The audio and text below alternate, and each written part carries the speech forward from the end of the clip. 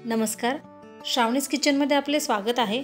आज आपण बनवणार आहोत साऊथ इंडियन स्टाईलची बटाट्याची भाजी, जी आपण डोसा आणि इडली सोबत खाऊ शकतो। अतिशय अप्रतिम लागते। शिवाय ही तुम्ही डोसाच नाही तर अगदी चपाती सोबतही मस्त लागते।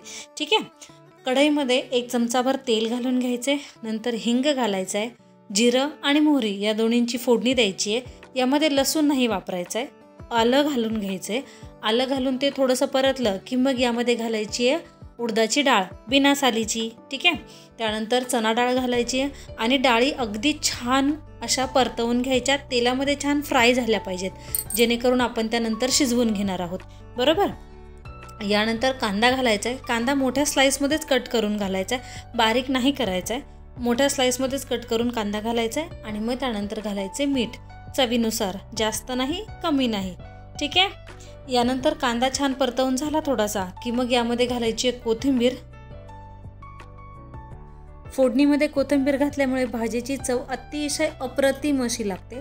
फोडणीमध्ये कोथिंबीर घालून झाली की मग यामध्ये घालायचे गरम पाणी, थंड नाही घालायचे, कारण आपण जी डाळ आणि कांदा घातलेला आहे, कांदा तर असा वाफेवर शिजतो पण डाळ शिजणार नाही, म्हणून मग थोडंसं पाणी घालून घ्यायचे, जास्त नाही घालायचे।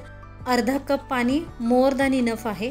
यानंतर यामध्ये घालायचे आपण उकडून घेतलेले बटाटे। उकडून घेतलेले बटाटे घातले की ते स्मॅश करूनच घालायचे। जर तुम्ही अशाच फोडी घालणार असाल तर त्याची भाजीची चव छान लागणार नाही, म्हणून ते छान स्मॅश करून घालायचे। बटाटे घालून झाले की यानंतर मग आपण यामध्ये मसाले घालून घेणार आहोत।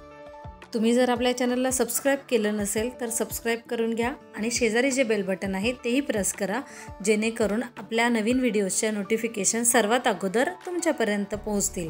बटाटे आता आपले घालून झालेले आहेत। आता आपण यामध्ये ठराविकच मसाले घालायचे।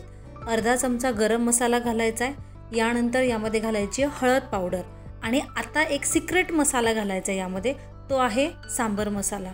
अतिशय सुंदर चव लागते।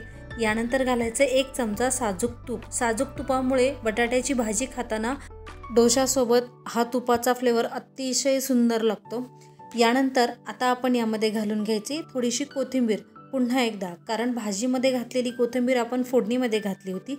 यानंतर पुन्हा एकदा थोडीशी कोथिंबीर घालून घ्यायची आहे आणि मग काही नाही, आपली भाजी खाण्यासाठी अगदी तयार आहे।